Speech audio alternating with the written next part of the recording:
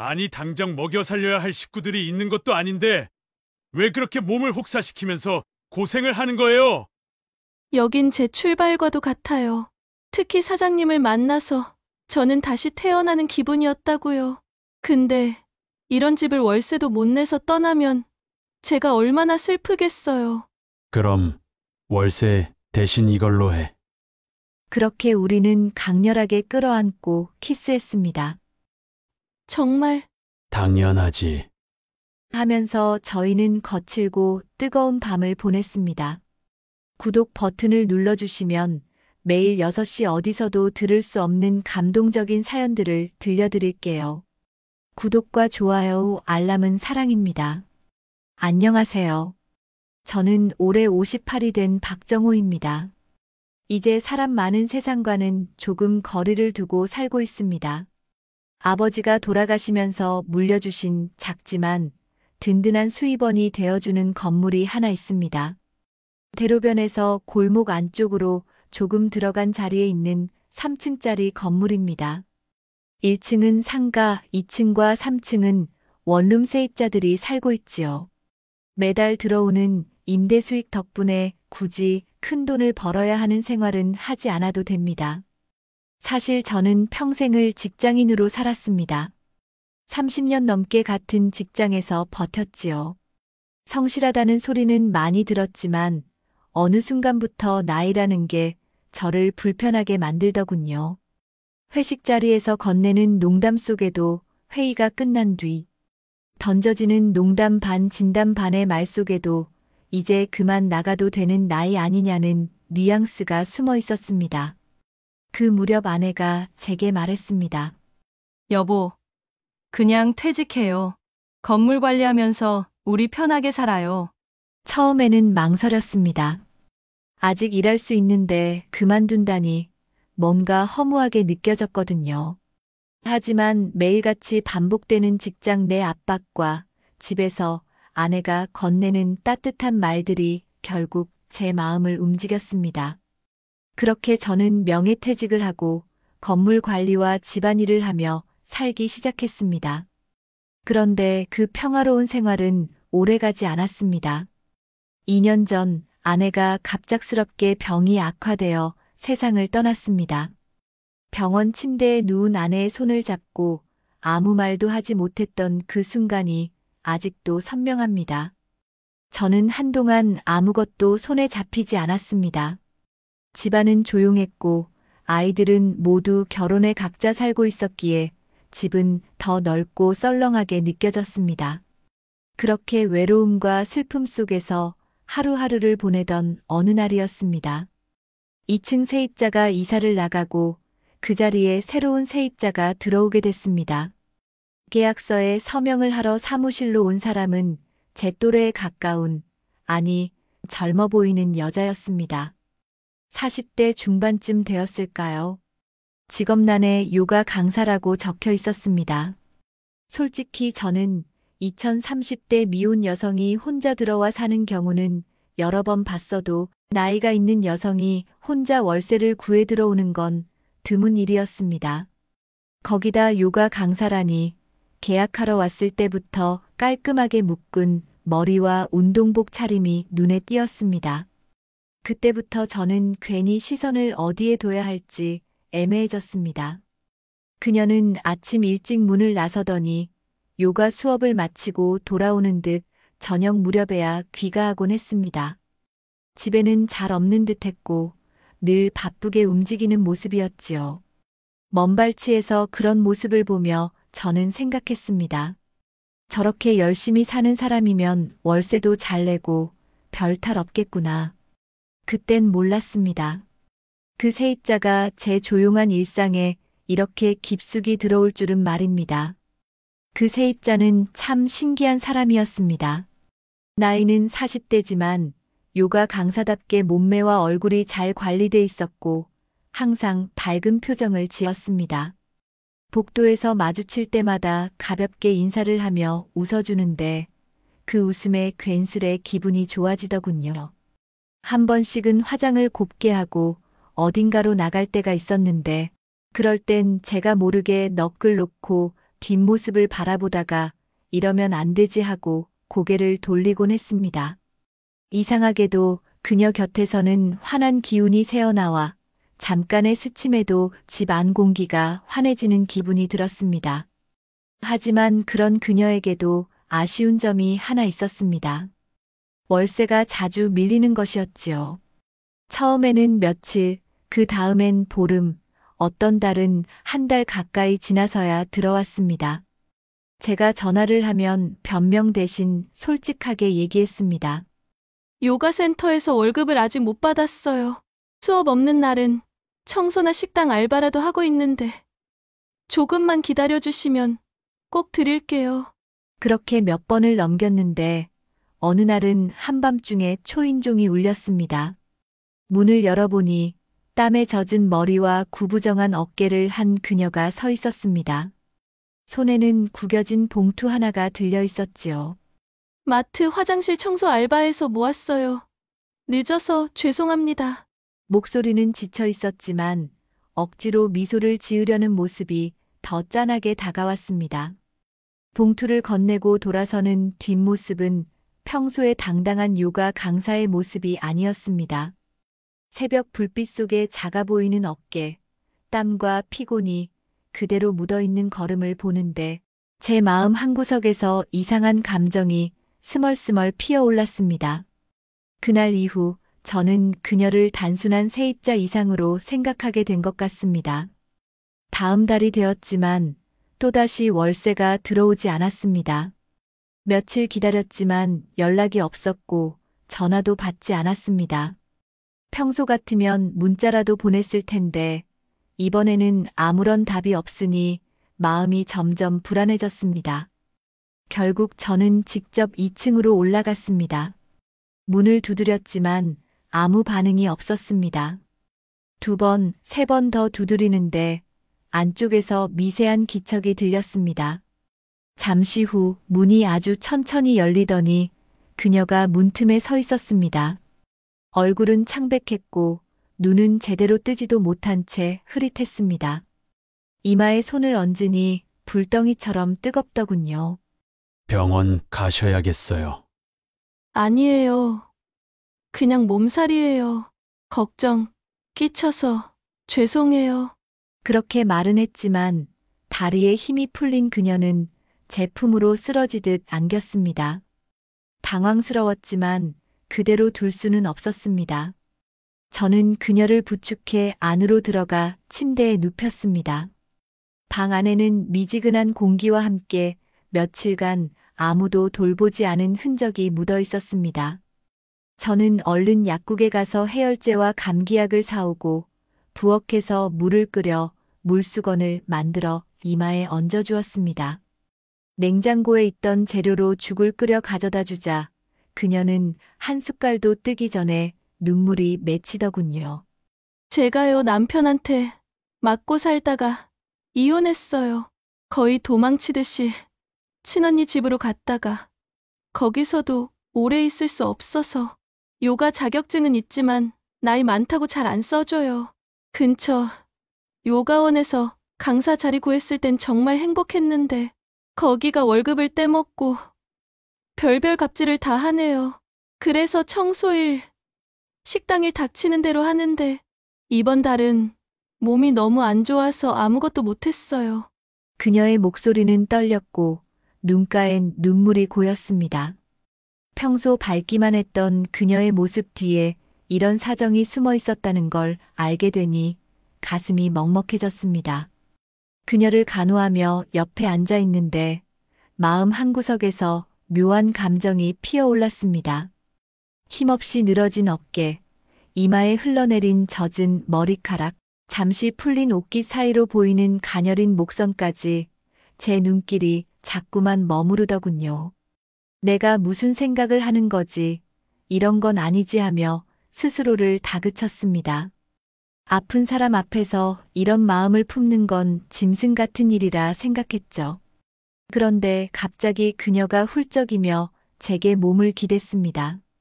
순간 기울어진 그녀의 옷틈으로 그녀의 속살 안에 골이 보이자 가슴이 두근거렸습니다. 그녀가 단순히 위로가 필요해서일까 싶었는데 이내 그녀의 얼굴이 가까워지더니 망설임 없이 입술을 맞대어 왔습니다. 사장님 평소에도 제 상황 많이 배려해 주시고 인상도 좋으셔서 정말 좋은 분이라고 생각했어요. 이렇게까지 챙겨주시니까 혹시 무슨 의미인지 물어봐도 돼요? 저는 얼떨결에 그냥 세입자일 뿐이죠라고 대답했습니다. 그러자 그녀는 눈을 빛내며 제 손을 꼭 잡았습니다. 그러자 이미 단단해진 저의 물건을 만지며 그녀는 정말요? 이래도 세입자일 뿐인가요? 저는 사장님 좋습니다. 그냥 따뜻해서 좋아요. 외롭지 않게 해드릴 수 있어요. 그 순간 방 안의 공기가 달라졌습니다. 오래 묵혀둔 외로움과 그간 쌓였던 감정이 한꺼번에 터져나오는 듯 했습니다.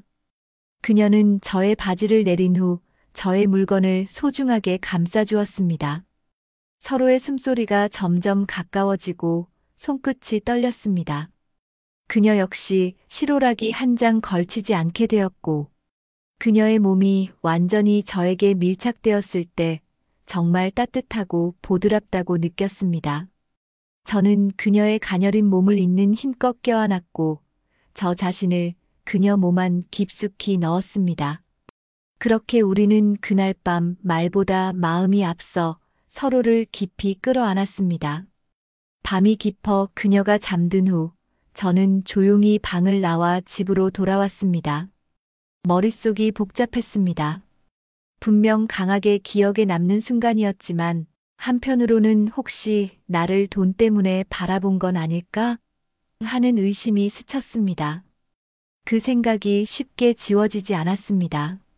며칠이 지나고 문 앞에 작은 반찬통이 놓여 있는 걸 발견했습니다. 아직 김이 식지 않은 반찬들이었고 옆에는 봉투 하나가 함께 있었습니다.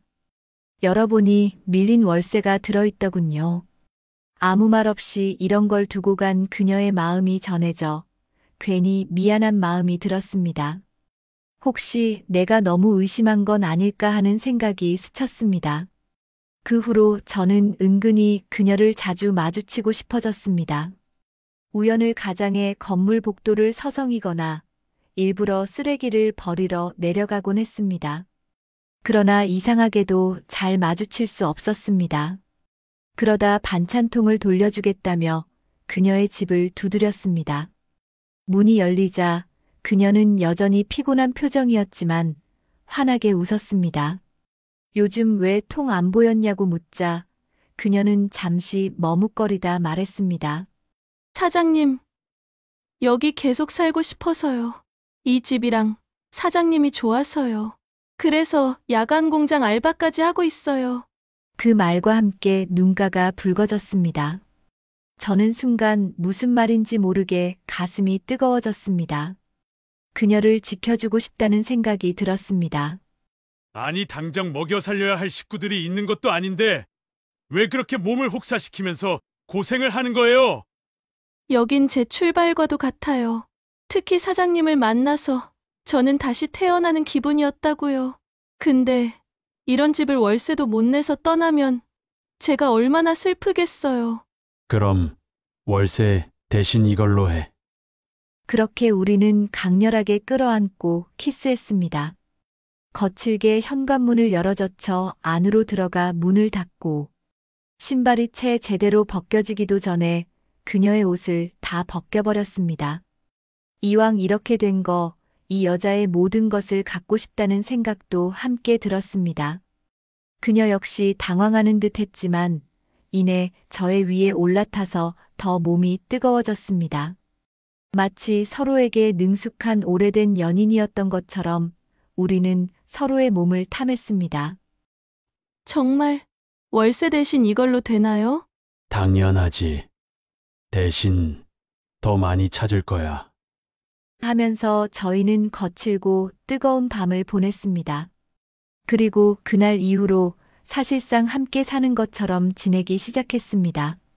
그녀는 아침이면 집안을 쓸고 부엌에서 따뜻한 국을 끓여주었으며 옷이 쌓이면 세탁도 해주었습니다.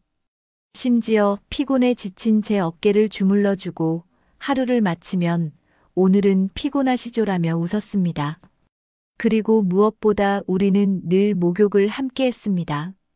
구석구석 서로의 몸을 씻겨주다가 서로 눈이 맞으면 또 샤워실에서 뜨거운 행위를 하였습니다. 어느새 저는 혼자 사는 사람이 아니게 되어 있었습니다. 집 안에는 늘 사람 사는 냄새가 났고 누군가 저를 위해 불을 켜놓고 기다려주는 하루가 시작되었습니다. 시간이 지날수록 그녀와 제 생활은 더욱 자연스러워졌지만 건물 안의 다른 세입자들의 시선은 점점 달라졌습니다. 복도에서 마주칠 때의 짧은 인사 뒤에 이어지는 은근한 수군거림, 엘리베이터 안에서 느껴지는 묘한 침묵. 그 모든 게 저를 불편하게 만들었습니다. 그러던 어느 주말, 오랜만에 아들과 딸이 함께 집에 찾아왔습니다. 처음엔 웃으며 들어오던 아이들이 집안 여기저기에 놓인 여성 소지품을 발견하곤 표정이 굳었습니다. 잠시 후 거실에서 무겁게 입을 열더군요. 아버지, 저도 다 들었어요. 여기 202호 아저씨가 저에게 알려주셨어요. 아버지 4층에 새로 오신 분하고 거의 반동거 하신다면서요?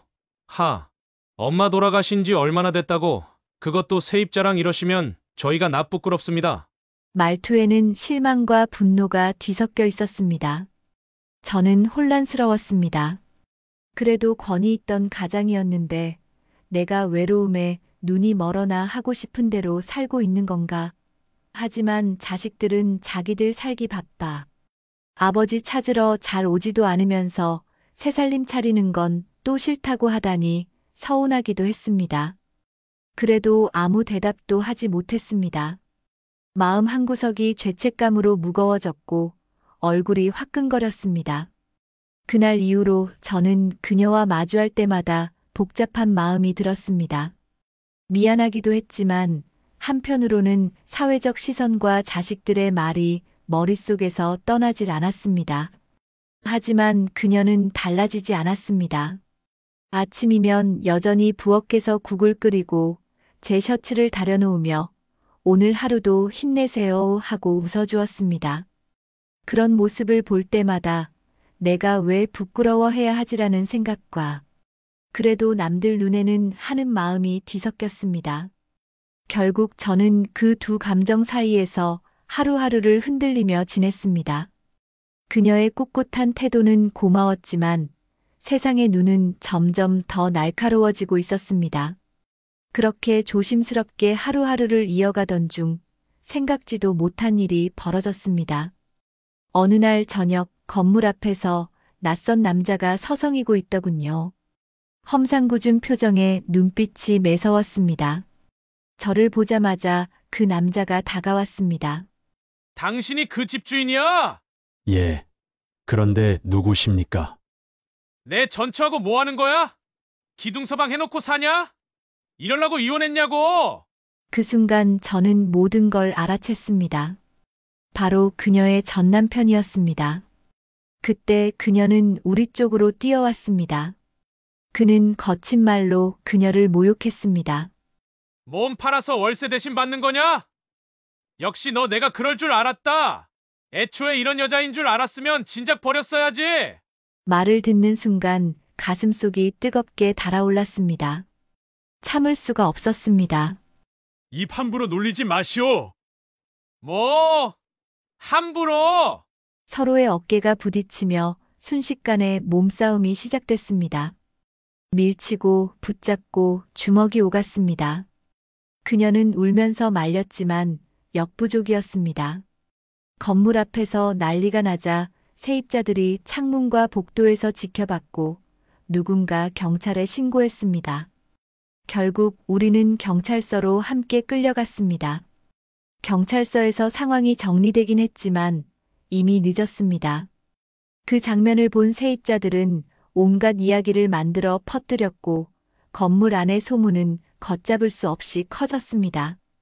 그녀를 지켜주고 싶다는 생각으로 시작한 사랑이었지만 상황이 이렇게 되니 제 그릇이 작았던 것이었는지 약간의 후회도 밀려오고 괴로웠습니다. 우리 그날 일 이후에 대화하는 거 알고 있죠? 대화 좀 해요.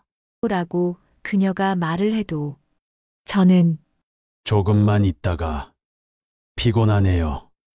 다음에 해요. 라면서 이 감정을 외면하곤 했습니다. 하지만 이런 외면이 아주 그녀를 생각하지 못한 이기적인 행동이었단 걸 알게 되었습니다. 며칠 뒤 퇴근하듯 집으로 돌아온 저는 문 앞에 놓인 봉투와 한 장의 쪽지를 발견했습니다. 사장님, 이제 여기 제 자리가 아닌 것 같습니다. 그동안 정말 감사했습니다. 그동안 내지 않았던 월세는 모아서 계좌로 보내드리겠습니다. 건강하세요. 쪽지를 읽는 순간 마음이 철렁 내려앉았습니다. 그 자리에 서서 한참을 움직이지 못했습니다. 이 모든 상황이 내 탓이라는 생각이 밀려왔습니다. 그녀의 진심을 끝까지 믿어주지 못한 제 자신이 부끄러웠습니다. 그녀가 떠난 뒤 저는 마치 혼이 빠진 사람처럼 살았습니다. 매일 아침 문 앞을 습관처럼 열어봤지만 더 이상 그녀가 만든 반찬도 환하게 웃던 얼굴도 보이지 않았습니다. 잠들기 전까지도 지금 어디서 뭘 하고 있을까 하는 생각뿐이었습니다. 그렇게 며칠이 지나고 저는 결심했습니다. 무슨 일이 있어도 찾아야겠다고요. 연락처로 전화를 걸었지만 번호는 이미 해지돼 있었습니다. 알고 지내던 요가센터에도 찾아가 봤지만 거기엔 오래전에 그만뒀다는 말뿐이었습니다. 그 후로는 미친 사람처럼 이곳저곳을 뒤졌습니다. 혹시나 하는 마음에 전 남편에게까지 전화를 걸었습니다. 처음엔 욕부터 하던 그도 제 간절함을 느꼈는지 마지못해 알고 있는 정보를 털어놓더군요. 나도 정확하진 않은데 바닷가 쪽에 있는 친척집 근처에서 일한다더라. 그 말 한마디에 저는 바로 차를 몰았습니다. 몇 주간의 수소문 끝에 마침내 그녀를 찾았습니다. 바닷가 마을의 작은 민박집, 창문 너머로 보이는 그녀는 앞치마를 두르고 복도 바닥을 닦고 있었습니다. 햇빛을 받은 머리카락이 바람에 흩날렸지만 표정은 예전보다 훨씬 수척해 보였습니다. 저는 문을 열고 들어갔습니다. 그녀가 고개를 들었을 때 놀람과 반가움이 동시에 스친 눈빛이 잊히지 않습니다. 사장님, 어떻게? 다시 함께 갑시다.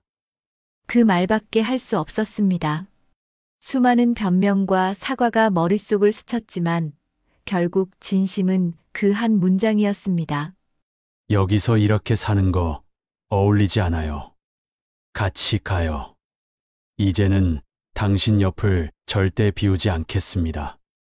그녀는 한동안 아무 말도 하지 않았습니다. 그러다 살짝 떨리는 목소리로 정말 괜찮으시겠어요? 하고 물었습니다. 저는 고개를 크게 끄덕였습니다. 그 순간 바닷바람이 유난히 따뜻하게 느껴졌습니다. 그녀를 다시 데리고 온 후 저는 오래 고민했습니다. 예전처럼 건물에서 함께 지내다 보면 또다시 세입자들의 눈총과 소문 속에 그녀가 상처받을 게 뻔했습니다. 그건 절대 반복하고 싶지 않았습니다. 결국 저는 결심했습니다. 건물에서 살던 제 집을 비우고 관리와 운영은 아들과 딸에게 맡기기로요. 처음엔 자식들이 놀란 눈치였지만 이제 너희가 맡아도 될 때가 됐다는 제 말에 조용히 고개를 끄덕였습니다. 그 후 저는 그녀와 함께 시 외곽의 작은 단독주택을 마련했습니다. 창밖으로는 논과 밭이 펼쳐져 있었고 멀리로는 산이 부드럽게 둘러싸고 있었습니다. 밤이면 별이 쏟아질 듯했고 아침에는 닭 울음소리와 함께 하루가 시작됐습니다. 도시의 번잡함은 없었지만 저희에겐 필요한 모든 것이 있었습니다. 그녀는 아침이면 텃밭에서 따온 채소로 국을 끓였고 저는 마당에 나무를 깎아 의자를 만들었습니다. 서로를 위해 준비한 작은 일들이 하루를 채웠습니다. 저녁이면 작은 식탁에 마주 앉아 하루 있었던 일들을 나눴습니다. 가끔은 말없이 차를 마시며 창밖을 바라보기만 해도 충분했습니다. 말이 없어도 우리는 서로를 이해했고 곁에 있다는 사실만으로 마음이 편안했습니다. 이제 더 이상 외로움에 잠 못 이루는 밤은 없습니다. 대신 조용하지만 깊은 웃음과 따뜻한 온기가 제 곁을 지키고 있습니다. 그렇게 우리는 서로에게 마지막이자 가장 편안한 안식처가 되어주며 노후를 살아가고 있습니다. 이야기가 재밌으셨다면 좋아요와 구독 부탁드립니다. 감사합니다.